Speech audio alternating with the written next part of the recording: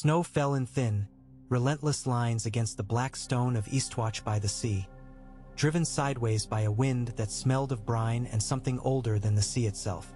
On the eastern parapet, Ser Hallis Tor still could not feel his fingers, though he had been flexing them in his gloves for the better part of an hour. The torches flared and guttered along the wall's edge, tiny islands of orange struggling against the blue darkness gathering out over the water. "Colder than it was yesterday," muttered Kedge, the builder beside him, his beard crusted white with frozen breath. "It's always colder," Hallis said. "That's the point of the bleeding place." "Not like this." Kedge shifted his weight, heavy boots scraping frost. "Stones shivering. Feel it." Hallis almost laughed, and then the laugh died because he did feel it. A faint tremor ran through the ice beneath the stone walkway, not enough to topple a man, but enough that the buckle on his sword belt jingled softly against the guard of his blade.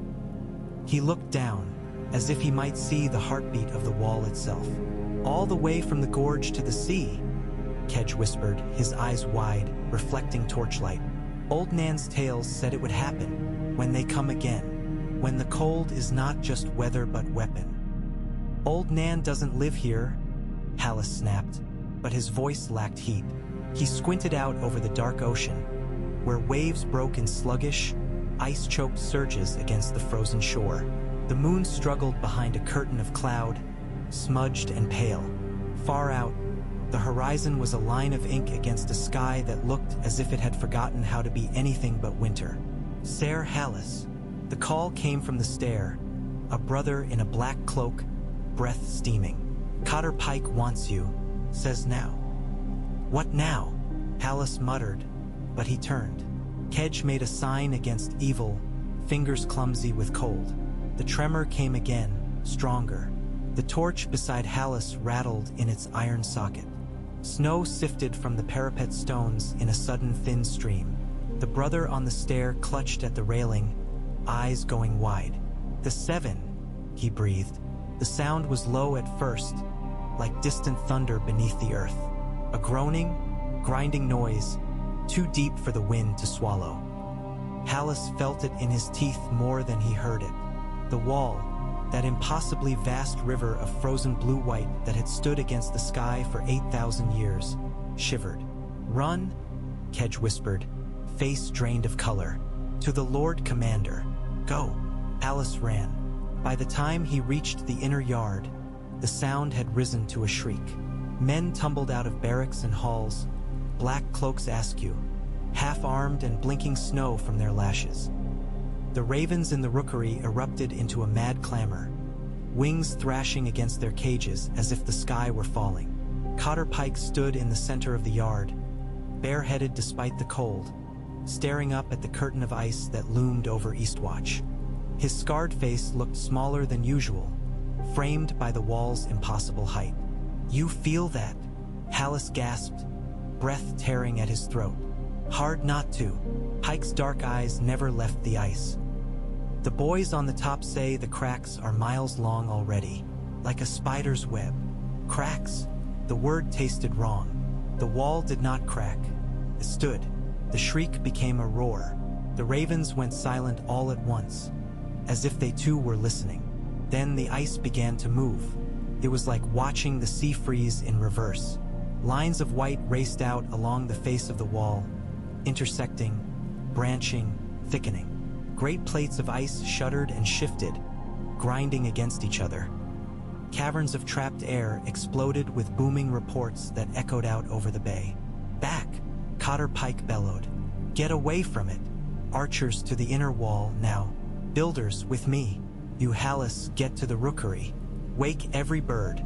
Send word to Castle Black, to the Shadow Tower, to the Bloody World." "To say what?" Hallis shouted, his words nearly wiped away by the roar. "That the wall's falling," Pike snapped. "What else?" The first piece went with a sound like a god's death. A vast slab of ice peeled away from the seaward face and sheared downward, smashing into the rocks below.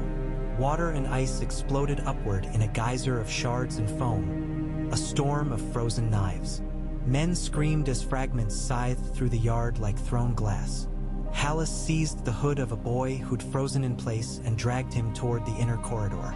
Snow and ice stung his face, slicing his cheek. He did not feel the pain. The wall was moving. The wall was falling. He ran up the stair to the rookery, the stones trembling under his boots, ravens shrieking loud enough to pierce bone. Above him, the sky flickered, for a heartbeat, with strange pale colors, green and blue and a white that was almost silver, as if a curtain of light had been drawn across the heavens and torn again. The rookery tower swayed. Hallis stumbled through the door and into a frenzy of wings and feathers. The birds were in a panic, hurling themselves against their cages. Maester Harold was already there, his links clashing, white hair standing in wisps around his head. "Brace the beams!" the Maester cried to no one in particular. "The tower will go if the foundations shake loose." "Ravens?" Hallis gasped, grabbing a scrap of parchment, then another. His hands shook too much to hold the quill steady. The ink blotched. "We have to send." "Already writing," Harold snapped, though his ink-splattered hands trembled as well. "Castle Black first, then Winterfell." Then, the tower shuddered again. A crack zigzagged up the stone beside the window, letting in a spray of powdered ice. From below came the rolling crashes of more ice collapses, each one a hammer blow to the senses. "The old spells," Harold whispered suddenly, voice small. "I thought they would hold on. Till the end of the world. Perhaps this is the end." Hallis shoved that aside. "Right," he said. "Right." Together they scrawled in crooked lines. "The wall is breaking. Eastwatch by the sea failing. Cold things in the woods. Send men, send fire, send everything. Winter is upon us." By the time the first ravens took flight, the gap in the wall was wide enough to swallow a village. When they came through, they did not come like men. They moved beneath the storm, pale shapes at first, slender and tall, their armor shimmering with frost. Where they passed, torches guttered and died, flames snuffed like breath on glass. A wave of cold rolled before them, harsh and metallic in the mouth. Hallis saw them only once, from the rookery window. They advanced across the shattered ice and snow, unhurried, as if they had been walking toward this moment since the first snowfall of the world. At their feet crept shadows that crawled and writhed and rose up into the shapes of dead men, their eyes burning blue. The ravens flew south. Far away, under another sky, a boy stood at the edge of the wolfswood with snow in his hair and mud on his boots, and looked down at the dead thing in the melting drift. Jon Snow had never seen a direwolf before the day they found the body. He had grown up on their sigil, the gray head painted over the gates, carved on stone and wood and leather. He had heard the howls in the deep woods on winter nights, far away and wild. They were ghosts to him, half sacred and half story. This one was no ghost. It lay half buried where the small stream cut through the snow, huge even in death. Its fur, matted with frozen blood, was the color of smoke, its eyes closed, jaws agape. The smell reached him even in the cold, heavy and coppery. Robb was the first to slide down the bank, sending loose snow cascading around him. "7 hells," he breathed. "Look at the size of it, Jon." Theon Greyjoy snorted behind them. "You Starks and your bloody wolves. It's as dead as any other beast." "Not any other beast," Jon said quietly. "They're not supposed to come this far south. Old Nan says so." "Old Nan says a deal of things," Theon drawled, but he stayed on the bank, curling his lip against the smell. "Come on, we've better ways to waste the morning." Bran clambered down after Robb, slipping and catching himself on one knee, his face alight with curiosity rather than fear. He was only 7, and the wolf's bulk made him look smaller still. "Is it the sigil kind?" he asked. "The real kind. The realest kind," Robb said, awe in his voice. "Look at the paws. You could use them for plates." Jon knelt in the trampled snow, eyes tracing the wolf's flank. The wound was ugly. Something had pierced through the thick fur and ribs, an entry hole rimed with frost, edges glassy and sharp. It did not look like any spear or arrow Jon had ever seen. The flesh around it was seared and blackened, as if it had been burned by cold instead of heat. "What did this?" he murmured. "A stag, probably." Theon smirked when Jon glanced up. "Northmen talk about them, antlers like swords. I'd wager, antlers don't burn." Jon touched the edge of the wound with a gloved finger and snatched his hand back. The flesh was still cold as stone, but there was a sting, as if he'd brushed the edge of a knife. The sky above them was a low gray bowl, just beginning to spit fine snow. Behind them, the rest of the hunting party waited. Jory Castle on his horse, Maester Luwin hunched against the cold, a few of Father's guardsmen. Their breath ghosted in the air. "Stay back," Jory called. "We don't know what killed it." Robb ignored him. He had their father's jaw, and when he said it, it meant trouble. "It's dead," he called. "Whatever did it is gone now." "Tell that to the smell," Theon muttered. "You Starks can roll in it if you like." Robb shot him a look. Jon barely heard. Something had caught his eye. Near the wolf's belly, the snow was moving. "Robb," he said. His brother was already turning. The drift shuddered. A thin, wavering sound came from within, a high-pitched whine. "The bitch was heavy with pups," Maester Luwin said from the bank, peering down as if the distance would protect him. "You can see the swell. Perhaps they—" The snow burst aside with a small spray of powder. A tiny head emerged, fur slicked down, eyes squeezed shut. Then another, squirming, yelping weakly. Jon's breath caught. "There are 3, Bran cried, crawling closer. "No, 4, 5. Robb's face lit. "Dire wolf pups," he said, as if naming them would make them his. "Alive." Jory swore softly and slid from his saddle. "Lord Eddard won't like this. Father will have to see them first." Robb scooped one up, cradling the small, trembling body against his chest. It mewled, tiny paws scrabbling at his cloak. "He can't say no if the gods sent them. The gods send snow and shit in equal measure," Theon said, though he watched as Jon reached for one of the pups, fingers gentling around its ribs. It was small enough to fit in his hands, warmer than the air, its heartbeat a quick flutter against his palms. Its fur was gray, but with a lighter patch along its spine, and when it blinked its eyes open for the first time, they were dark and cloudy, unfocused and trusting. Something loosened in Jon's chest that he had not known was tight. He glanced at the mother's wound again. Frost clung to the edges like teeth. The snow around it had a strange sheen, as if touched by something neither holy ice nor holy earth. 6, he thought suddenly, counting the pups squirming in the drift. 1, 2, 3, 4, 5, he frowned. "Where's the last one?" Bran asked, echoing his thought. "There are supposed to be 6, aren't there? Father says there are 6 Stark children." Theon laughed. "You can't even count that high little lordle." Angie. Jon knew better than to correct him. He was the unspoken one, the shadow at the edge of the tally. Bastards were not Starks, not in name. Still, some part of him whispered 6, as if the number had a shape he could touch.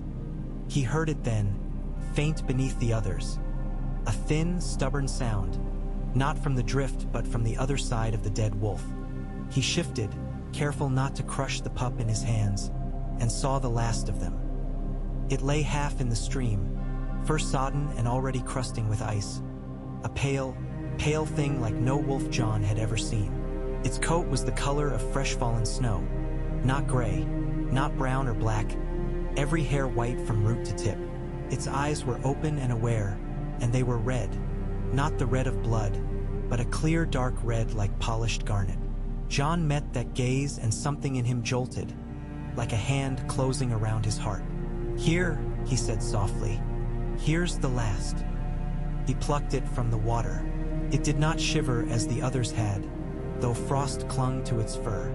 It stared at him, steady and far older than the few minutes it had been alive. "Ugly thing," Theon remarked, "but without heat." "He's not ugly," Jon said. "He's different." Robb climbed back up the bank, his own pup tucked against him. cheeks flushed with cold and excitement. "Bring them," he said, as if command came easily now that he had something to protect. "Father will decide." Jory hesitated only a moment. He glanced at the dead mother, the strange wound, then at the children. "Very well," he said, "but mind your tongues. The Lord of Winterfell has cares enough without you adding direwolves to them." Jon held the white pup close as they rode back, feeling its heartbeat against his ribs. Snow followed them all the way to the castle, fine and insistent, as if the sky were trying to hide their tracks. By the time they reached the inner ward, the first raven had already landed. Lord Eddard Stark stood in the great hall with the parchment in his hand and the weight of 8,000 years on his shoulders. The hall was warm, or as warm as Winterfell ever was, the great fire in the center sending sparks chasing each other up the blackened chimney. The banners hung motionless along the walls, white direwolf on gray, dark now in the shadows. Outside, he could hear the muted clatter of horses being led in, boys shouting, the faint bark of a dog. All ordinary sounds, familiar, safe. The seal on the broken parchment had been black wax stamped with a crow in flight. "My lord," Maester Luwin's voice was careful. "It may be exaggeration. The Night's Watch, Jeor Mormont, does not exaggerate," Ned said, though the hand that held the parchment felt oddly distant. "Nor does Cotter Pike. They do not have men or time enough to waste on fancies."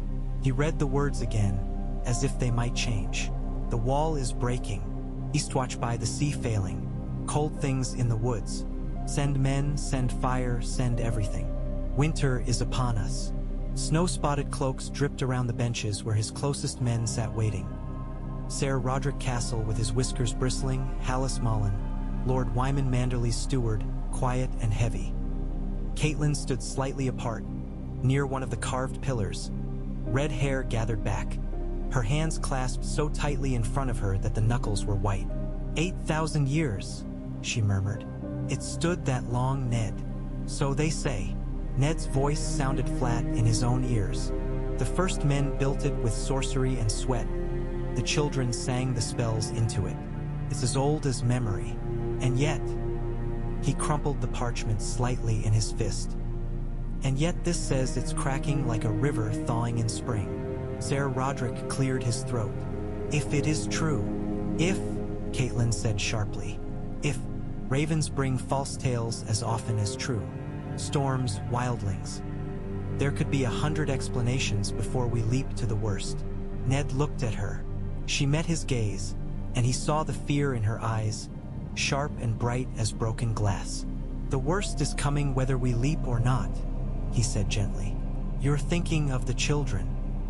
"I am thinking of all the North." Her fingers tightened again. "But yes, of them, of you, of him." She did not look at Jon when she said it, but Ned's mind went there all the same. His boy, no, his sister's boy. Where was he now? In the yard, likely with Robb and Theon, fussing over those damned pups Ser Roderick had told him about. Direwolves, come back to Winterfell the same day a raven comes shrieking of the wall cracking. The old gods were speaking in signs, and he did not yet know the language. "Promise me, Ned." Lyanna's voice came to him as clearly as if she stood beside him. The memory of her bed of blood and roses, the sheets soaked, her hand like ice in his. He had thought she meant Robert, meant war and crowns and dragons. He had thought she meant the South. What if she had meant this? He folded the parchment carefully and set it on the carved table. "We do not have the luxury of pretending this is nothing," he said. "Maester Luwin, how many men does the Watch have now?" "Fewer than they ought," the Maester admitted. "Perhaps 1,000 sworn brothers all told. Less if the numbers from Eastwatch are to be believed. They have been reduced these last years. Fewer highborn go north to take the Black. Fewer guilty, too. King Robert prefers to swing the sword rather than send men to the wall." Ned grimaced. Robert was his king and his friend, but mercy had never been his strong suit, except when it came to wine and women. 1,000 men to hold 300 miles, he said. "And that's before the wall cracks. We do not know the size of the breach," Luwin said quickly, "or whether it is reparable. The letter is short, rushed. They were frightened." "Good," Ser Roderick said. "A man who can be frightened and still send warning is worth heeding. I did my time on the wall when I was young. If they say it's breaking, then it is." His whiskers twitched. "What's your will, my lord?" Ned drew a breath and let it out slowly. Every choice from here would be a knife in one direction or another, and the blood on the blade would be his. "We send men," he said. "Every man we can spare. I'll call the banners. The watch needs steel and fire. We can send some of the stores we've laid by: charcoal, pitch, oil. Fletchers in every village working day and night." "That will leave us short if winter truly comes," Caitlin said. "If winter truly comes, stores won't matter if the wall falls." He met her gaze. "You know this." Her mouth tightened. She knew. She was Tully, river-born and south-raised. But she had been Lady of Winterfell long enough to feel the north under her feet. "And the king?" she asked. "You will send to King's Landing?" "Robert." The name carried weight. He must be told. The entire realm must be told. The Night's Watch is sworn to guard the realms of men, not just the north. If the wall fails, it will not be Carhold and Last Hearth alone that feel it. "Southron folk don't believe in grumpkins and snarks," Ser Roderick muttered. "Stick a White Walker in a gold cloak and they might listen then." "Then we put something in their hands they can't ignore," Ned said. "Gior writes of dead men walking. If the Watch can send us a body that does not stay dead." He let the unfinished thought hang in the smoky air. "No lord in the Seven Kingdoms will sleep easy then." Silence fell. Luwin shifted, his chain clinking softly. "There is something else, my lord," he said.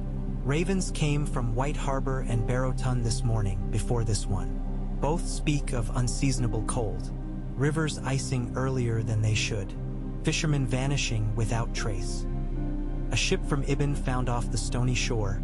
Its crew all dead, their flesh brittle with frost though the sun was warm." Caitlin swallowed. "Omens. Signs," Ned corrected. "We ignore them at our peril." He straightened, feeling every year of his life settle into his bones. "Ser Roderick, send riders to our bannermen. Lord Umber, Lord Karstark, Lord Manderley, Lord Bolton, every holdfast from here to the wall. Tell them to assemble at Winterfell in a fortnight. We'll ride north from here with whatever force we can raise quickly. Maester Luwin, you'll draft the letters to King's Landing and the Eyrie. Robert must know. Jon Arryn will make him listen if anyone can." "And if they don't listen?" Caitlin asked softly. "Then we stand alone," Ned said. "As we always have." "Not alone," she said. "You have me. You have our children. You have the North." He looked at her, at the fear and the steel mingled in her face, and nodded. "I'll not leave them unguarded," he said. "We'll need a strong hand here at Winterfell while the rest of us ride." "You mean to go yourself?" she realized. "You cannot. I cannot send other men to face a doom I would not face myself," he said. "The Watch is in my charge as Warden of the North. The Wall has called. Caitlin. I have to answer." Her eyes flashed. "And what of our sons? Robb is 12. Bran is 7. Rickon is barely months old." "Robb will remain," Ned said. "Winterfell will need its lord, in truth if not in full name. He's of age to command men, with Ser Roderick to advise him. Bran stays as well, and Rickon. Sansa, Arya." "Not the girls," Caitlin said quickly. "They are not for war." "No," Ned agreed. "They remain. The castle will be full of men. But the gods forbid. If the worst comes, the children must be together. They are the line. And Jon." The name came out clipped tight. Ned's jaw clenched. In all the calculus of ravens and men and ice, that one question had weighted like a drawn sword. He thought of Jon's dark eyes, his quiet watchfulness, the way he stood slightly apart even when surrounded by his siblings. He thought of the white pup Luwin had mentioned, the way the animal had refused meat from any hand but Jon's. He thought of Lyanna, whispering, "Promise me." "He is my son," Ned said quietly. Not by law, Catelyn said. No, Ned said. By blood. Her face tightened, a flicker of old hurt surfacing beneath the fresh fear. You never speak of his mother. 20 years, and you. There's no time for old quarrels, he said, sharper than he intended. The shadows in the hall seemed to lengthen. The boy is not to blame for my sins. The wall may need every sword we can muster, but I'll not send Jon to take the black as if he were some cast-off. He's a child. All your talk of duty, she whispered. And now you flinch? Duty cuts both ways. The words came out like stones. The watch is for men who have lived with the world and failed it. Jon has not been given the chance to fail or anything else. If the realm must be defended, let men like me go first. You intend to take him with you, she realized. To the wall. Aye. The decision settled in him. Right or wrong, he would bear it. He's a good rider and he learns quick. He can squire, run messages, bear witness. If it comes to battle... He looked down at his hand on the table, the old scar across his knuckles pale. If this truly is the end that the Watch fears, then Jon will have to live in it. Perhaps he'll have a part to play. Part? Catelyn's voice shook. He has no part in our house, save what charity you've given him. You think the gods have some plan for him now on top of everything else? The bastard. Yes, Ned said simply, surprising himself with the certainty in his voice. I think they do. Snow whispered against the high windows. Somewhere outside in the courtyard, a wolf howled, high and thin and not entirely grown into its voice. Catelyn closed her eyes for a heartbeat, then opened them again. Iron had returned. Very well, she said. Take him if you must. Take half the north if you must. But leave me enough men to hold these walls if the dead themselves come knocking. I will, he murmured. And send your ravens, Ned. Her voice dropped. Send to Robert, and not just with ink and words. Send him something he can't drink away. If the wall truly falls, we will need more than the north. We will need all of Westeros. All, he echoed. The word tasted strange in his mouth. In the yard below, Jon Snow watched as the raven alit on Maester Luwin's arm, its black eyes bright and knowing. The white pup, his pup, now, though no one had said it aloud, sat at his feet, small and attentive, red eyes tracking the bird. They know, Jon murmured, more to himself than to anyone else. They always look like they know. The pup tilted its head, as if in agreement. Robb nudged him with an elbow. Maester Luwin says father has called the banners, he said, barely containing his excitement. Men will be coming from all over. We'll see the Umbers, the Karstarks, maybe even Lord Bolton. Theon snorted. You want to see Boltons? Their sigil is a flayed man for a reason, little wolf. I'm not little, Robb said, straightening. I'll be riding north with father. Who says? Theon asked, amused. You plaited his horse's mane yourself? Robb flushed. He'll need me. I'm his heir. The word heir slid past Jon like a wind he'd grown used to. Still, something in it stabbed. What about me? Bran asked. He stood between them, eyes wide. I can ride. I rode Dancer all the way to the Wolfswood and back. Didn't I, Jon? You did, Jon said, scratching the white pup behind one soft ear. But this isn't a hunt. It's a war, Theon said cheerfully, if you believe the crows. He jerked his chin toward the rookery tower, where the ravens still hopped and rustled. Cold things in the woods, the wall cracking. Old Nan must be dancing in her chair, all her tails walking out of the fire. Bran shivered in his furs. Do you think it's true? Jon thought of the dead direwolf and the wound that had burned to the touch. Yes, he said. I think it is. He said nothing of the dreams that had come the last 3 nights, since they found the pups. Dreams of snow stretching endless and unbroken, of a wall of ice lit from within by a trapped cold fire, of a shadow moving within that ice that was not a man and not a beast. In the dreams, he heard a cracking sound that made his teeth ache. He did not tell anyone that sometimes, When he woke, he could still feel the hard-packed snow under paws instead of feet, could still smell the world in layers he had no names for. The pup. He had not yet given it a name, though he toyed with half a dozen in his head, pressed its nose to his wrist. A whine vibrated in its throat, almost soundless. "Father won't leave us out," Robb said stoutly. "He's not blind. He knows we can help." "He knows you think you can help," Theon said. "That's different. You'll not be going." A new voice cut in. They turned to see Ser Rodrik lumbering across the yard, his cloak flapping. There was frost in his whiskers. "Not yet. Lord Stark'll need men who can hold a shield wall, not boys chasing after glory." His gaze fell to Jon's pup, and his face tightened. "And those beasts will not be going anywhere near the wall." "They're ours," Bran protested. "They are wolves," Ser Rodrik said. "Big ones if they grow into their feet. There'll be trouble enough here without you dragging them to the ends of the world." "They're Starks," Robb said, chin lifting. Rodrik looked at Jon then, just for a heartbeat, and Jon felt the weight of that gaze like a hand on his shoulder. "Some of them are," Ser Rodrik said. "Come. Your father wants you in the hall. All of you." His eyes flicked to Jon again. "You too, Snow." They followed him across the yard, boots crunching in the thin crust of fresh snow. Men were already moving, the castle stirring like a beast roused too early from sleep. Grooms hurried horses back and forth. Armorers hammered at dents and rivets.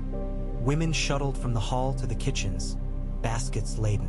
In the godswood, the red leaves of the heart tree quivered in a wind Jon could not feel. The hall was louder than usual when they entered, the sound of men's voices pressed up against the high stone arches. Many of the household guard were there, along with the senior servants and stewards. Ned Stark stood at the high table, Catelyn beside him, Maester Luwin at his shoulder. Ned's voice carried without him needing to shout. "Not yet known how large the breach is or what may come through," he was saying. "But we must assume the worst. We owe that to the north. The Night's Watch has stood between us and the darkness since before there were kings in the south. They are under strength, underfed, undersupplied. We cannot let them stand alone." "This is all very well," grumbled a man Jon recognized as Harlan Tallheart. "But Southerners will not care. They never have. They think our tales of the White Walkers are fit for children and drunks." Ned's mouth tightened faintly. "They will care," he said. "They must. I've sent ravens to King's Landing, to the Eyrie, to Old Town. If the wall fails, this will not be the North's battle alone. The dead have no love for Lannister Gold or Tyrell Gardens. They'll sweep south overall. And if the king laughs?" Lord Tallheart pressed. "If he says it is some wildling mischief and tells us to see to our own frozen border?" Ned paused. Jon saw the troubled flicker in his eyes, quickly masked. "Then we will do as we have always done," he said. "We will hold. We will fight. We will die if we must. But I choose to trust that Robert will listen." He says his name like a friend's, Jon thought, not like a king's. He felt Catelyn's gaze on him and looked down. The white pup nestled against his bow. "My lords," Ned went on, "I will ride north within the fortnight with as many men as Winterfell can spare swiftly. In the weeks that follow, as our bannermen answer the call, more will join us. Lord Karstark, Lord Umber, Lord Manderley, Lord Bolton." A murmur ran through the hall at Bolton's name, unreadable. "I will leave Winterfell in the hands of my lady and my son." His hand gestured, bringing Robb forward. Robb straightened, shoulders squared, eyes bright. "Robb will sit in judgment in my stead. Ser Rodrik will advise him. The castle will be garrisoned as if winter lay siege to us already. We will strengthen our walls, dig deeper into our stores, double the watches." "And the children?" someone called. "My lord, if it is true, if the dead are walking, maybe the little ones should be sent south. To the Vale, perhaps." "Lady Lisa," Catelyn's lips thinned. "I will not send my children scattering like leaves before the first wind," she said. "Winterfell is their home, It is the safest place they can be. Nowhere is safe if the wall falls, replied Wylus Manderley, the steward, his jowls quivering. Forgive me, my lady, but I've seen White Harbor's docks coated in hoarfrost at midsummer these last 3 years. The world's shifted. We will not run, Catelyn said. We are Starks. So we are, Ned said quietly. His gaze slid over Robb, Sansa, Arya, Bran, finally to Jon. For an instant, it settled there, heavy and unreadable. And wolves do not flee winter. We face it. He beckoned Jon forward then, unexpected, and Jon felt eyes sharpen all around him. He stepped up beside Robb, the old stone floor hard under his boots. This is Jon Snow, Ned said. He is of my blood. He rides with me to the wall. There was a shift in the room, a collective intake of breath. Jon felt it like a blow. He had known. Ned had told him, in his solar, in a quiet voice that afternoon. But hearing it spoken aloud, before the assembled house, was different. It made him both larger and smaller. Maester Luwin's gaze flicked to the white pup at Jon's heel. And the wolves? He asked, perhaps to break the tension. They remain, Ned said. The gods sent them the same day the wall sent its warning. I'm not fool enough to ignore either. Catelyn's jaw set, but she said nothing. Later, when the hall had emptied somewhat and the heat of so many bodies had ebbed, Jon lingered near the far wall with his back to the stone. The pup curled against his foot like a patch of snow. Voices rose and fell around him, muted and distant. Why me? A small voice spoke from his left. Arya Stark, all elbows and tangled brown hair, looked up at him. Why do you get to go? You don't want to go where we're going, Jon said. I do, she said fiercely. If it's dangerous, that's where I ought to be. Sansa says I ought to stay here and learn to sew banners. I'd rather sew someone's mouth shut. Jon almost smiled. Father needs you here, he said, to bother Sansa. She wrinkled her nose. Sansa's going to cry herself to sleep every night if you go. She thinks the wall is the end of the world. She thinks you'll fall off it. I'll stay away from the edge, he promised. Arya crouched, studying the white pup. Have you named him yet? No. Jon hesitated. Names felt heavy now, permanent. Nothing fits. You should call him something that suits you. She scratched the pup's head. It blinked at her, then looked back at Jon. Like Snowball, he groaned. 7 save me. She laughed, a quick, bright sound. I'll miss you, she said more softly.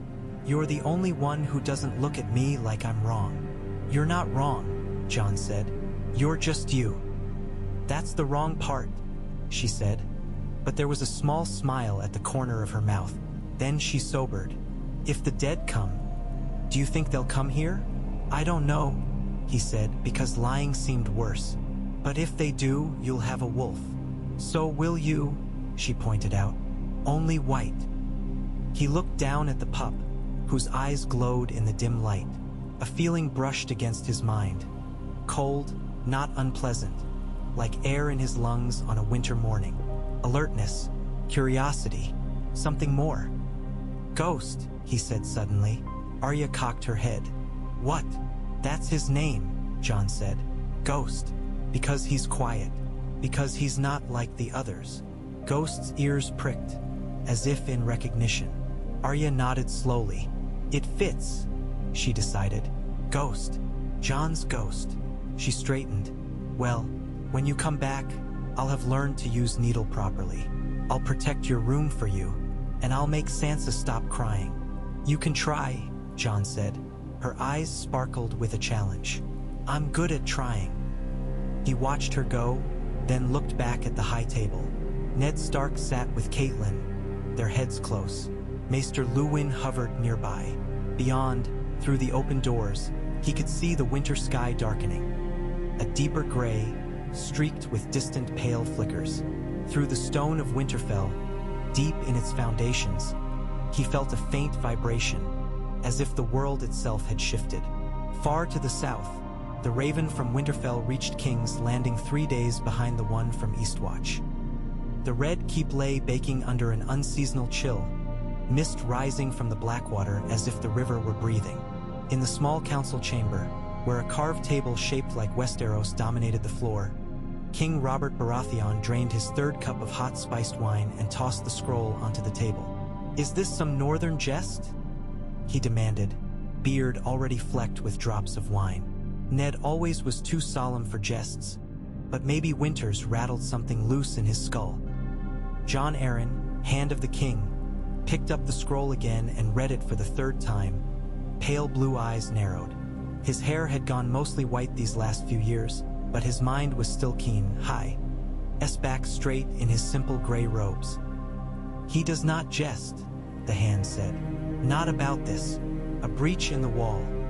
That's not a matter for tales. Walls crack." Lord Peter Baelish lounged in his carved chair, fingers steepled, dark beard neatly trimmed. His gray-green eyes danced with their usual guarded amusement. "Stones shift, ice melts. If we summoned armies every time a mason complained, we'd have no one left to pay the masons." Varys, plump and powdered in pale lavender silk, folded his hands.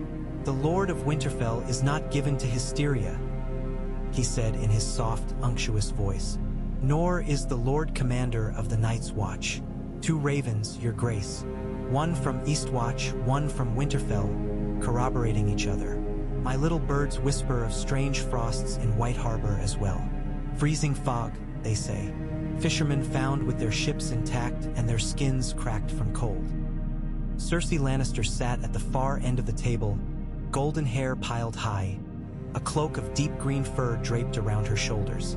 "And so we conclude that old wives' tales have woken up?" she asked, voice like sweetened steel.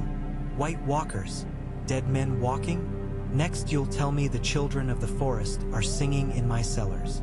"The cold in the north is real," Jon Arryn said. "I've had letters from the Vale, too. Crops failing on high slopes that have never failed, snows lingering longer. Something is stirring, your grace. Whether it's the stuff of legends or merely the turning of years, it threatens your realm." Robert rubbed a hand over his face. The lines beside his eyes had deepened since the rebellion. His great shoulders softened by years of indulging every appetite. But there was still a warrior under the flesh. "Ned wouldn't waste words," he muttered. "And Jeor Mormont, he fought at my side on the Trident.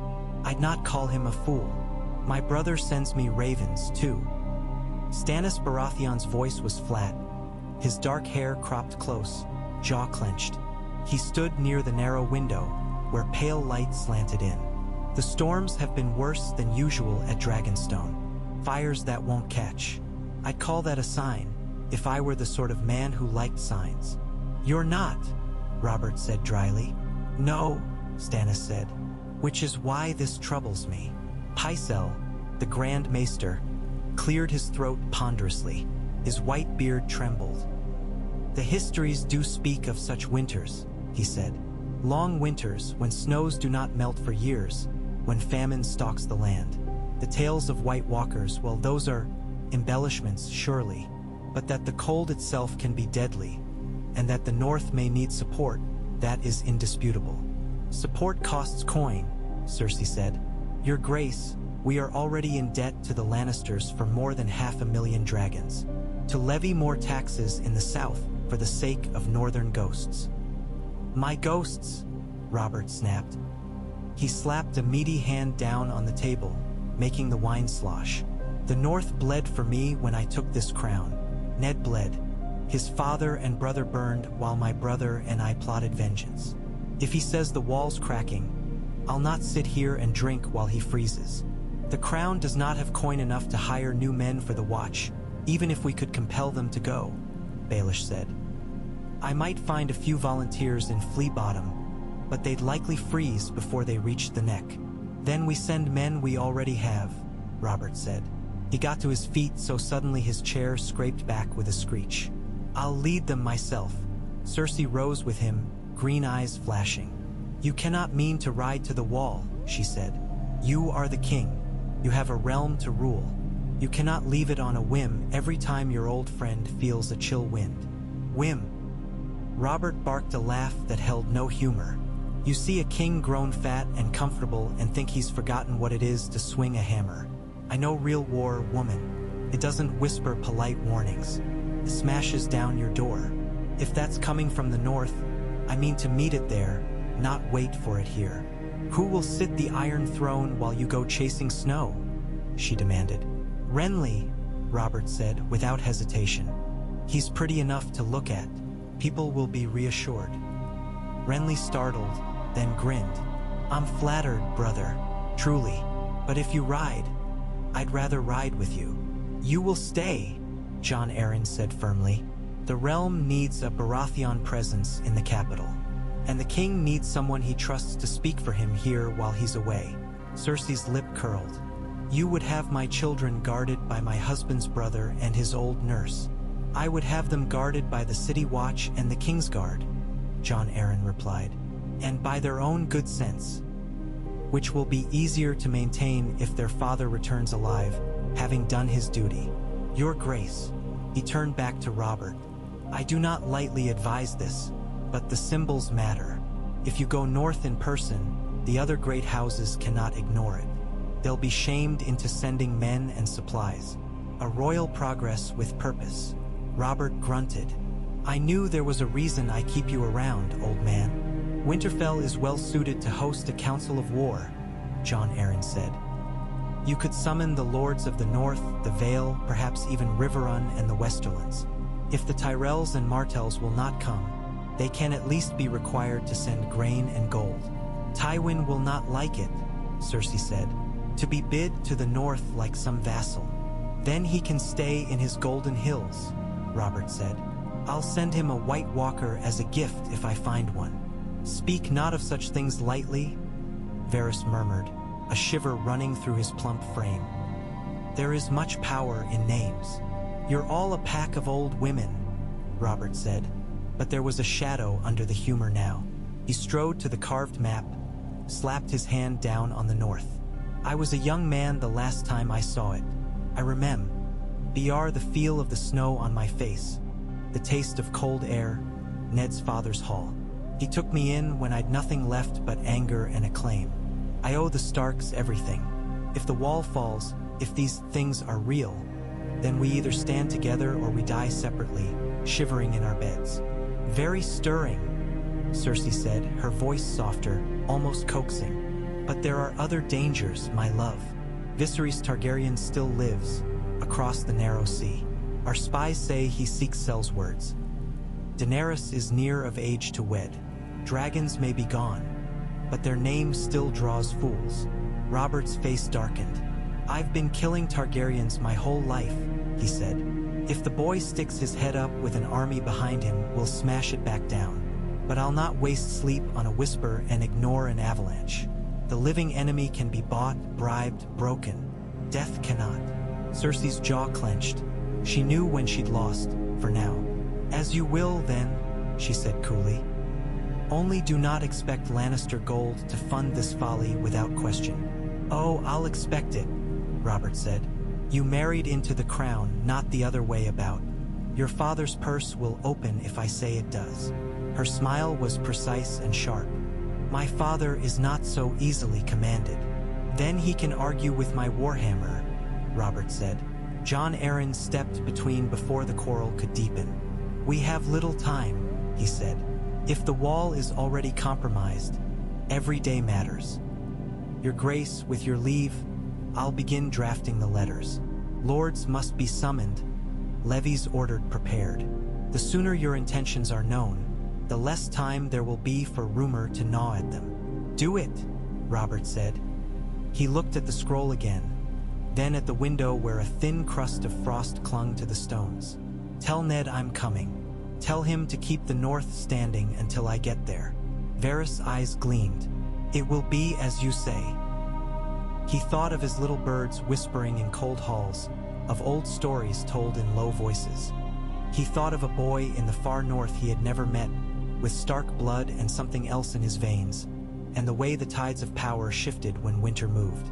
In Winterfell's quiet hours, when the castle had settled into the uneasy sleep of a place preparing for war, Jon Snow crept up onto the outer wall walk with Ghost padding at his heels. The night was clear, the stars sharp as needles, their light cold and distant. The aurora, he had no other word for it, hung across the northern sky, a faint rippling curtain of pale green and blue. It had been appearing more often these last nights, Luwin said, though the maester could not say why. Jon leaned against the crenellation and looked outward.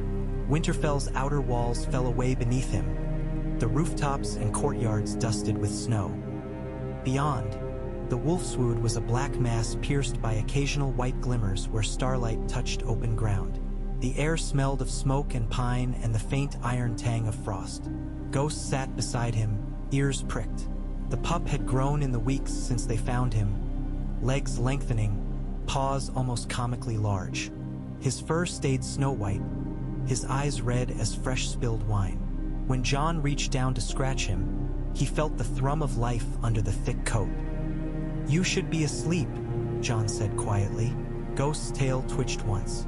Jon smiled, then sobered. In 3 days, they would ride north. Men were still arriving. Long lines of horsemen under ragged banners, grim-faced spearmen with patched cloaks, hunters and woodsmen bringing packs of hounds. The yards rang with steel, the forges burned through the night. Robb stalked the corridors like a caged wolf, flushed with pride and fear. Bran asked endless questions. About the wall, about White Walkers, about whether Jon would come back. Sansa cried quietly in the Godswood, thinking no one heard. Arya sharpened wooden swords and drove them at stone pillars with a ferocity that made her knuckles bleed. Ned moved among it all like a man carrying a secret no one else could see.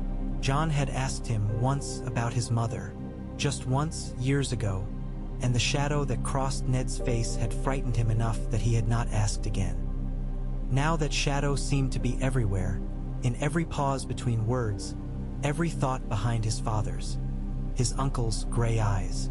Tonight, though, the castle was quieter. The great fires were banked.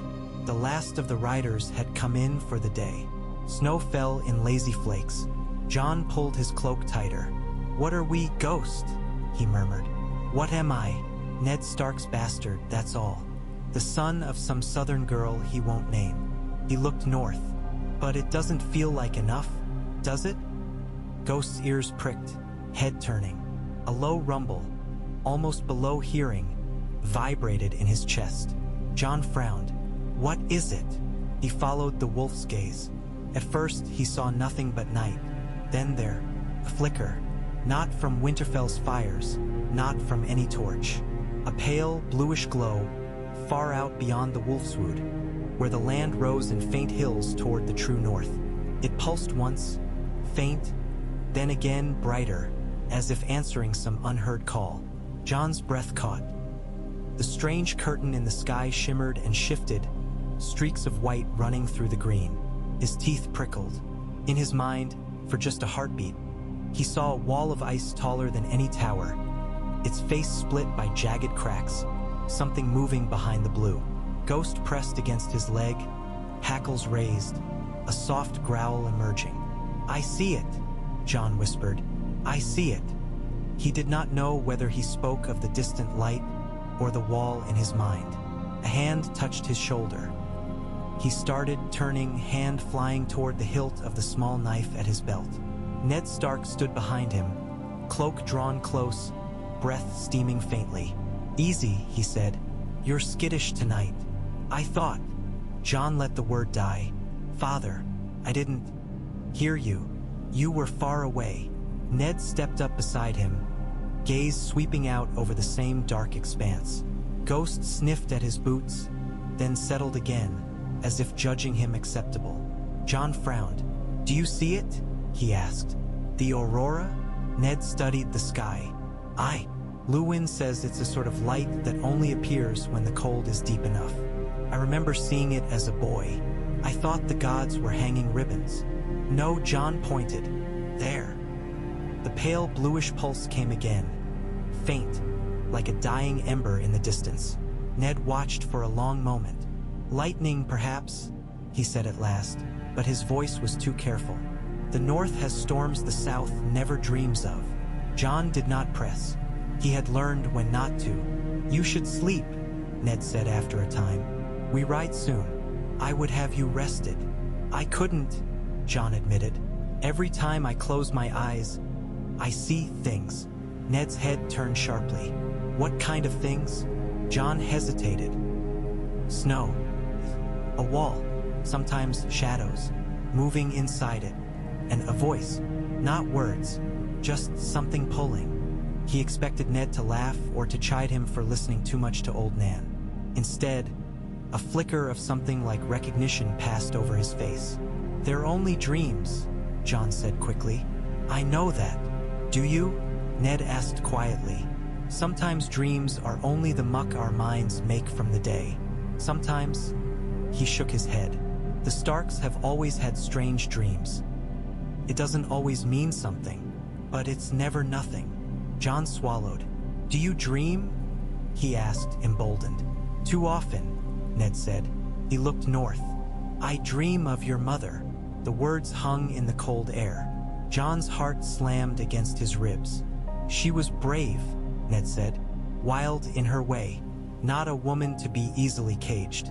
She loved as fiercely as she fought. She died young. What was her name?" The question slipped out, too quick to stop. For once, Ned did not flinch, did not turn away. He studied Jon's face as if seeing him different. "Lyanna," he said. The name landed like a stone dropped into deep water. Jon's thoughts splashed around it. "Lyanna," he repeated, tasting it. "My sister," Ned said. "Your mother. You have her eyes. Not their color, but their way of seeing. You have more than you know from her." Jon's world tilted, then righted itself on a new axis. Then, his tongue felt thick. "Not here," Ned said sharply. He glanced along the wall to make sure they were alone. "It's enough for now that you know her name, that you know you are more than a mistake in a soldier's camp." Jon thought of all the times he'd imagined her. A tavern girl with kind hands. A noble lady who'd whispered sweet words to a handsome lord. A shadow.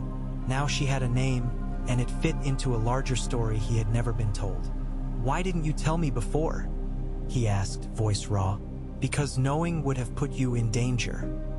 Ned's gaze returned to the dark. There are men in this world who would kill a boy for the blood in his veins, or for the name he carries, or for the name he does not carry. There are kings who'd rather slaughter children than see a claim rise up behind them. "I kept you close and called you mine because that was the surest way to keep you breathing. If I'd named you as you truly are..." He stopped. "As I truly am?" Jon whispered. Ned's jaw tightened. "You are my son in every way that matters. Blood of my blood, even if not by the path the world assumes. That is enough. The rest..." He shook his head. "The rest is for another day, if that day ever comes." Jon's mind reeled. Questions jostled and snarled. "Does the king know?" he asked. "No," Ned said too quickly. "And it must stay that way. Robert is my friend, but he has his blind spots.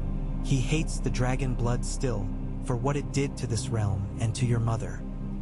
If he saw in you a piece of that which he hates, his love for me might not be enough to curb his hand. Do you understand?" Jon thought he did too well. "So I am no one," he said bitterly. "Too much something to be safe, not enough something to have a name." Ned's hand closed around his shoulder. "You are Jon," he said. "You are my son. You are Lyanna's son. You are Stark and something more, but right now the world has no place for something more. It barely has a place for what is. The wall is cracking. Winter is coming down on us faster than we ever thought. We must live through that first. Then we can talk of names." Jon looked at him. For the first time, he saw not just his lord, not just the stern father who never spoke of the past, but a man bent under the weight of promises. "Why tell me now?" Jon asked. "Because the dead are waking," Ned said simply. "Because if this truly is the war that will decide what survives and what does not, you deserve to know whose ghost walks with you. Because I may not have another chance." He closed his eyes briefly. "And because you deserve one true thing before you ride into a world of half-truths." Jon nodded slowly. "Lyanna," he said again. Ghost made a low sound, almost a sigh, and pressed against his leg. "Stay close to your wolf," Ned said. "Trust your dreams, but do not let them rule you. Listen more than you speak. And remember, you are not alone. Whatever blood runs in you, whatever the old gods or the new have planned, you will have men beside you. Me so long as breath's in my body. The men of the north, the wall, the watch, and the king," Jon said, uncertain. "And the king," Ned echoed. But something in his eyes said that kings were not always as certain as oaths. They stood together in silence for a time, watching the strange light in the sky ripple and fade. Eventually, Ned squeezed Jon's shoulder once and turned away. "Come back inside," he said quietly. "You'll catch your death out here." "I thought death was coming from the north," Jon said. Ned's mouth quirked, just barely. "Then we'll make it work for it." In the weeks that followed, the world bent itself around that coming. Robert Baratheon rode north with an escort the likes of which the north had not seen in living memory. His own household knights, fierce men in stag-helmed armor, Lannister guards in crimson cloaks, gold blazing against the snow, a column from the Reach under the banner of a golden rose, sent not with Mace Tyrell himself, who pled concerns of harvest and duties in Highgarden, but with his son Garland, a sober young man with thoughtful eyes. The Vale sent falcon banners marching alongside their king, bronze-clad mountain knights whose fathers had fought beside Jon Arryn at the Bloody Gate. Even the Westerlands, for all Tywin's displeasure, sent a token force under Ser Kevan Lannister, more than a token in truth. 300 mailed riders, war-hardened and disciplined. They came in a rolling tide of clatter and color, washing into Winterfell's gray stone like a river of the south. The yard filled with strange words, strange laughter, the smells of southern horse and perfumed oil mingling uneasily with tallow and smoke. Jon watched them arrive from the inner wall, Ghost at his side. He saw the king ride through the gate on a great black destrier, antlered helm under one arm, dark beard flecked with snow. Beside him, Cersei sat her palfrey with a queen's stiff grace, green and gold furs arranged just so. Joffrey, all sharp angles and impatient eyes, rode a smaller horse, glaring at the cold as if he could command it to heel. Behind them came Renly, smiling in his fine cloak, and Sandor Clegane, the hound, scarred and sure in his ugly armor. A line of white cloaks signaled the Kingsguard. Ser Barristan Selmy, still straight-backed. Ser Jaime Lannister, the Kingslayer, golden and cold as metal in the snow. "What do you think of them?" Robb asked, coming up beside Jon with his own cloak flapping. His cheeks were red from the wind. "They look like they were made for another world," Jon said. "This is another world to them," Robb said. "Ours." Jon thought of the wall, of the blue glow he'd seen in the distance. "Not for long," he said. The great hall groaned under the weight that night. Fires roared, music rose, dishes of steaming meat and thick gravies and fresh bread passed from hand to hand. The southern lords eyed the northern fare with varying degrees of suspicion and interest. Northern men stared back, measuring silks and jewels against thick wool and boiled leather. Jon sat near the lower end of the hall, among the squires and younger men, with Ghost curled under the table. He had a clear view of the high dais, where Ned Stark and Catelyn sat beside their king. Robert drank deeply, laughed loudly, told half-remembered stories of battles past. Yet underneath it all, there was a tension, a coiled impatience. Jon saw it when the laughter faded from his eyes and left them restless. He saw it when Robert's gaze drifted north, as if he could see through stone. Ned's face remained controlled, but Jon knew his uncle well enough to read the signs. The way he rolled his shoulders as if loosening invisible chains, the way his hand never strayed far from the hilt of the blade at his side. When the last of the meat had been cleared and the music softened, Jon Arryn rose at the king's signal. The hall slowly quieted. "My lords," the hand said, his voice carrying, "we are gathered in Winterfell for more than feasting. The ravens from the wall and from this very hall have spoken of danger. The king will speak of what is to be done. Robert pushed himself to his feet. For once, he did not need the help of the serving man at his elbow. He stepped forward, goblet forgotten on the table. "Men of the north," he began, then corrected himself. "Men of Westeros, you all know why you're here. The tales say there are things in the far north that walk when they should lie still. Things with eyes like frozen fire that hate warmth and life. When I was young, I called those tales sheep's piss, wolves to scare boys into bed. But I'm older now. I've seen more impossible things than I've had hot dinners." A ripple of laughter quickly quieted. "I got a raven from the wall." He held up the crumpled scroll from Eastwatch, now carried all these leagues. "Said the wall's cracking. Said there are cold things in the woods. Said they need men." Another came from my old friend here, Ned Stark, Warden of the North. "A man who does not frighten easy. He says the same. He's called you here to ride with him." "I've come to say I'll ride too." A murmur swept the hall, like wind through dry grass. "I could sit in my warm hall in King's Landing," Robert said. "Send you north with songs about royal gratitude, then drink and whore myself to death while you freeze. Some would call that a king's right. I say to hell with them. I took this crown in battle. It weighs too much to wear sitting down.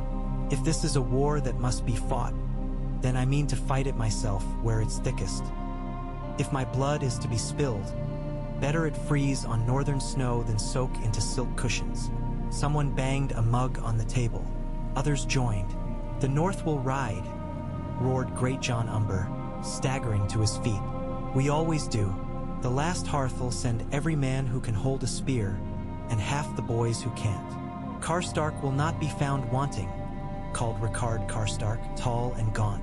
"White Harbor will send ships and men," Wyman Manderly said, his chins wobbling. "And grain. If the sea stays open, my lord, my king, will keep your armies fed." "All well and good," Ser Kevin Lannister said cautiously. "But this war, if war it is, will not be won by the North alone. The further south we go, the less our men know of fighting in snow and on ice. Horses from the Reach founder in drifts. Steel grows brittle in the cold. Then we learn," said Garland Tyrell quietly. He had been watching, silent until now. "The Tyrells will send grain, as my Lord Father pledged in his letter, and men to guard it. We may not know snow, but we know hunger, and we have no desire to see it stalking anywhere in this realm." John Arryn nodded. "Old Town will provide maesters to the watch," he said, "and perhaps more. The Citadel has stores of certain substances, wildfire among them, that may be useful if the threat proves as flammable as some histories suggest." "Wildfire on ice," Renly said, half to himself. "That will be a sight." Cersei's smile was thin. "All this talk of tales and histories," she said. "You speak of White Walkers as if they were dragons and the others as if they were Ares' mad pyromancers. Your Grace, with respect, you think this is about stories?" Robert's voice turned suddenly sharp. "In the South, maybe you have the luxury of calling everything you don't see a story. Up here, they've lived on the edge of the world since before your family had gold. If Ned says something's coming through that wall that shouldn't, I listen. You should too." She bowed her head, lips pressed thin. "As you say, my lord." Ned stepped forward then to stand beside his king. "We do not know the shape of this enemy," he said. "Only that the old magic holding it back is failing. There is talk of dead things walking. The last man who wrote such words did not live to see summer again. We may face something new, or something very old, or nothing but cold and hunger. We must be ready for all. That means more than swords and spears. It means accords." "Accord." Great John Umber scoffed, but without malice. "We're not making peace with dead men." "No," Ned said. "With each other." He looked around the hall. Stark moss-green eyes met Lannister gold, Tyrell brown, Karstark gray, Arryn blue, Manderly blue-green, a dozen more colors and lines of sight. "For too long, the realm has lived with old grudges," he said. "The North remembers, as we say, The South remembers too in its own way. The Rains, the Tarbecks, Duskendale, the Rebellion, the Trident, the sack of King's Landing. If we go into this winter dragging every old wound with us, we will be too slow, too divided. What would you have us do, Stark?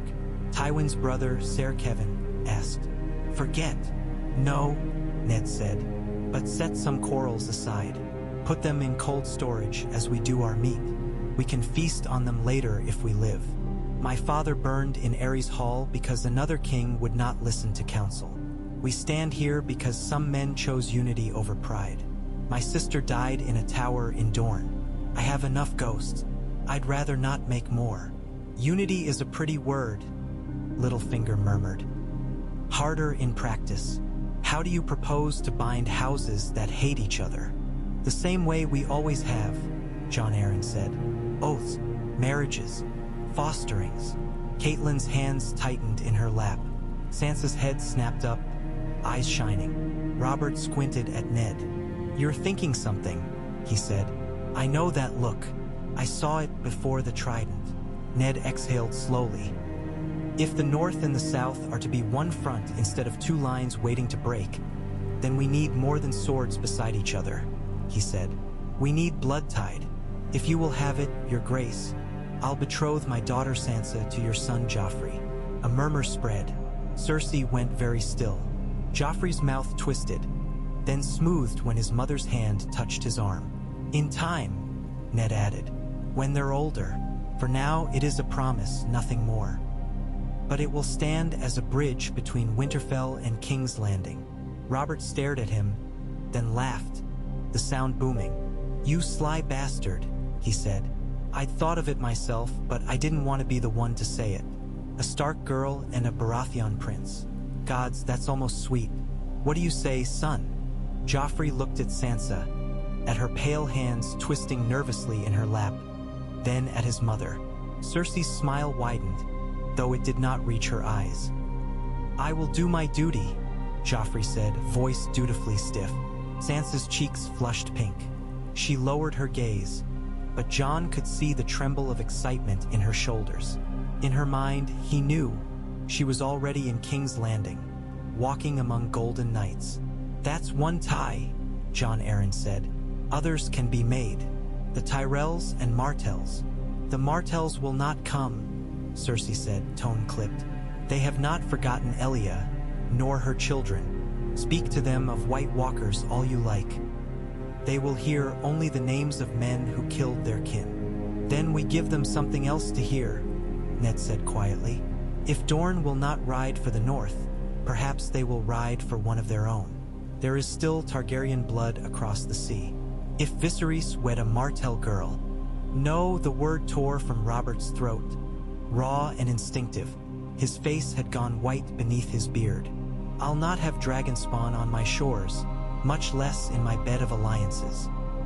It would be a way to bring them home and bind them, Jon Arryn said softly, under terms of your choosing, a royal pardon, a marriage, and their children raised as loyal subjects. I said no. Robert's hand clenched around the goblet, knuckles whitening. I won this throne at the cost of friends and family. I smashed Rhaegar's chest in with a hammer and watched him die. I'll not see some silver-haired brat prancing about in my halls with Dornish knives at his back. Ned let it go. This was not the night to pick that fight. Then we do what we can with those who will stand with us, he said. The North, the Vale, the Riverlands, the Westerlands, the Reach. Dorne may come later or not at all. The Iron Islands. Balon Greyjoy had sent no men. His raven had been curt. The last time the North and the South had marched together, it had been to burn his fleets and drag down. And his banners. If the dead reach his shores, he'll find out for himself, Robert said. And what of bastard boys? Great John Umber called, with the strange affection he used when speaking of any youth who showed promise. I've a few. We all do. Will they be given a place? Or are we leaving them to hide while the trueborn ride? Any man who can hold a sword will have his part, Ned said. Name or no name, blood is blood when it spills. The wall cares nothing for pedigrees. Jon felt the weight of that like a hand on his back. Ghost shifted under the table, pressing against his boot as if to remind him he was not alone. In the shadows behind the high table, Varys moved silently, watching the faces, gauging the tides. His little birds would carry these words to corners of the realm not touched by raven or royal will. In hidden chambers, in dark cells, in the dust of old books, plans moved like spiders. In the end, it was not words alone that bound Westeros, but something far simpler and more terrible. The first white came to Winterfell bound in chains of iron and weirwood, its eyes burning blue. Rangers from the Night's Watch rode behind the cart that bore it, black cloaks tattered and stiff with frost. They looked older than their years, their faces wind-burned and hollow-eyed. "We found it near the ruined tower east of the last river," their leader said. His name was Corin, called Half-Hand, though he had both hands still. His beard was more white than black. "We'd lost 4 men in the snowstorm the night before. We thought this was one of them. It was, only he wasn't done. Even in death, or whatever this was, the thing had been a man once. Its skin was gray and tight over bones, split in places to show blackened muscle. Its fingers were claws, nails gone bluish-white, as if from long immersion in ice. Its eyes were wrong. Jon could not look at them for long. They were not human eyes, not animal eyes. They were a color that was not quite blue, not quite white like the heart of a glacier. They burned, but with cold. We bound him tight," Corin went on, "cut off his arms and legs. Still he kicked, still he bit. Fire was the only thing that stopped him thrashing." "You burned him?" Ned asked. "We tried," said Corin. "Ordinary fire did something, but not enough. He screamed, my lord. No throat, no lungs, but he screamed. We had to use obsidian blades to cut out his eyes before the light went." A murmur passed through the gathered lords. The smell that came off the thing was not rot. Not only rot, it was cold, old and dry and sharp, like air inside a sealed tomb. Robert stepped closer than any would have advised, staring down at it as if at some strange beast. "You're sure this isn't some sorcerer's trick?" he asked. "A glamour or some?" Before he could finish the thought, the thing moved. The chains rattled. Its chest hitched, a terrible parody of breath. The eyes flared brighter. Its mouth opened and shut soundlessly like a fish's, blackened tongue lolling. Someone screamed. The hall erupted into chaos. Men surged back, benches overturning. The white cloaks of the Kingsguard flashed as they moved into position, steel whispering from scabbards. The thing thrashed against its bonds, what remained of its limbs straining. The iron links cut into its flesh, but no blood came, only a fine powder of ice. Ghost pressed against Jon's legs, fur bristling, a growl rumbling low and deep. Jon's own hand went for his sword, though he knew it would do nothing. "Hold!" Ned's voice cut through the panic. "Hold!" Corin drew something from his belt. A blade of black glass, jagged and dark. Obsidian, dragon glass. He knelt, swift and sure, and drove it into the thing's chest. The scream that followed was not sound. It was cold. Jon felt it in his bones, in his teeth, in the fillings of old hurts. The torches flickered blue, then flared. The air itself seemed to freeze for a heartbeat, then snap. The light went out in the white's eyes. His body slackened, sagging in the chains. A fine dust, like ground frost, drifted from its mouth.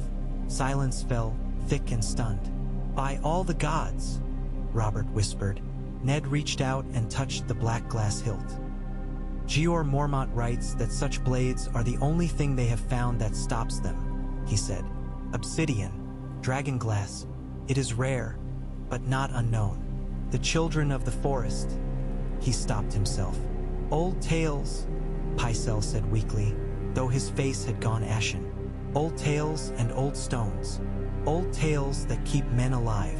Corin wiped his brow with a shaking hand. "The others, White Walkers, call them what you will, do not bleed. Steel bites them less than wind. But this..." He tapped the obsidian. "They do not like this, nor fire, They fear flame. Robert looked at Ned, then at Jon Arryn, then at the assembled lords. "If any of you still think this is a story," he said hoarsely, "you're a bigger fool than I am." No one spoke.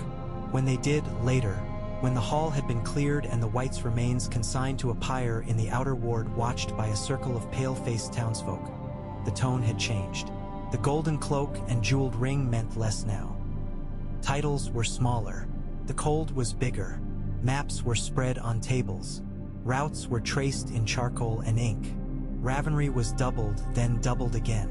Orders went out not just from Winterfell but from King's Landing, Oldtown, Gulltown, Lannisport. Ships were commissioned to carry grain north, to carry obsidian from the few places it could still be found. The smiths of the realm were set to forging spearheads and arrowheads from black glass, learning quickly that it cut fingers as surely as it cut at the dead. In all of it, Jon found himself drawn into currents he did not understand. He rode out with Ned and Robert and a host of northern lords to meet the first probing.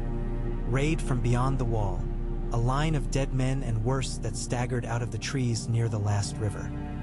He saw the White Walkers themselves then, tall and terrible, their armor shimmering with a light that hurt the eyes, their blades thin and pale and colder than any winter wind. He saw Ser Jaime Lannister's fine Valyrian steel blade shatter like glass against one. He saw a spear of dragonglass thrown by a man from the Shadow Tower sink into the thing's throat, and the way it cracked apart from within, shards of ice and something like light spilling into the snow. He saw men he had trained beside fall and rise with eyes no longer their own. He saw ghosts tear out the throat of a White whose hands were already around Jon's neck. He felt, once, something brush against his mind, vast and old and cold, like the shadow of a cloud passing over sun. Felt him back. For an instant, he was not on the battlefield but standing somewhere impossible. On a field of endless white, under a sky of shifting light, facing a figure of ice and bone with eyes like twin stars. Then he was back, blade burying itself in the neck of a dead man whose jaw still moved as if to speak. In the aftermath, as fires crackled and men burned their own dead, Robert stood with Ned and Jon Arryn and stared north. "We'll need more," he said. His voice was hoarse, raw. "More men, more glass, more fire, more everything. Gods damn it, Ned, we're not ready." "We never are," Ned said. Blood spattered his cloak, froze in dark patches. "No one ever is, for the first blow. We hold, we learn, we hit back. This isn't war like we know it," Jon Arryn said quietly. "War as we've fought it is men against men. Pride, land, crowns. This is life against death. Then we unite the living," Robert said. "All of them. I don't care if they're lion or flower or trout or bloody kraken. They can hate each other after. For now, they'll march. I'll see to it." He was as good as his word. Ravens flew. Bells rang in septs and in old gods' groves. At Harrenhal, at Riverrun, at Highgarden, at Sunspear, men read letters sealed with the stag and the dire wolf and scoffed or paled or both. Some moved at once. Others hesitated, then felt the cold creeping into their own lands and moved anyway. In the east, in a city of red walls and narrower dreams, a girl with silver hair and violet eyes stood on a balcony and watched a raven land clumsily on a pillar. The message it carried was intercepted by men who wore Illyrio's colors. They read of a world in which their plans might not matter and frowned. In Old Town, the Archmesters debated old scrolls and new threats. Some said the talk of White Walkers was hysteria. Others, that they'd been expecting this since the first odd omens in the sky.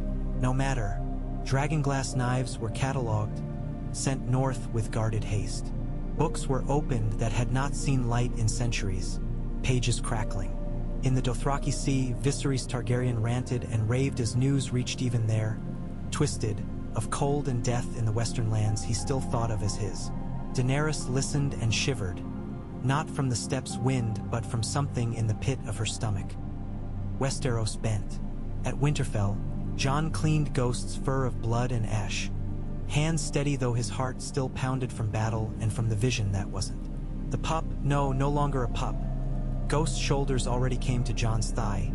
licked his wrist, then sat back and stared at him with knowing eyes. "We're in it now," Jon said softly. "All of us, king and bastard and White Walker and wolf." Ghost blinked once, slowly. Jon thought of the name Lyanna. He thought of Ned's promise, of Robert's oath, of the way men from places he had only ever heard of in stories stood now under northern sky, practicing with obsidian-tipped arrows. He thought of the figure in ice he'd felt in his mind, the intelligence there, cold and alien and ancient. He thought of how small they all were against that. Then he thought of the way the White Walker had cracked apart when the dragonglass pierced it. He thought of Ghost's teeth in dead flesh. He thought of Robb on horseback, of Arya's stubborn chin, of Bran's stubborn questions, of Sansa's shaking hands as she learned to knot bowstrings instead of embroideries. "We'll give them a fight, at least," he said. Ghost's tail thumped once on the stone. Outside the window, snow fell, not gently now, but in thick, insistent sheets, each flake unique and yet part of a vast, anonymous whole. The world was becoming white, and in that whiteness, the lines that had once divided men. Bastard and trueborn, north and south, lion and wolf and stag and rose, blurred and vanished. They would stand together, or they would fall one by one into the cold. The wall had cracked. The dead were coming. And somewhere beyond the realm of maps and names, something old and hungry turned its gaze south, felt for the flicker of a boy with strange blood and a white wolf at his side, and smiled with lips that were not lips at all. Jon felt the chill on the back of his neck, like a breath. He turned, hand going to the hilt of his sword, Ghost already moving with him, teeth bared. "All right," he whispered, to the darkness and to the dreams and to the thing that watched. "Come on, then." In Winterfell's heart, the weirwood tree stood unmoved, red leaves whispering a language older than either kings or White Walkers. Its pale trunk watched as men and wolves and ravens moved under its boughs, as fires were lit and plans were laid. The North had been warned. The realm had been called. For the first time in thousands of years, Westeros was waking not to fight itself, but to stand as one against the cold. One boy, one wolf, one promise among many, stood on the cusp of that storm, not yet knowing the full name he carried or the true way. GHT of the world that waited on his choices. But winter had come early, and it would not leave easily.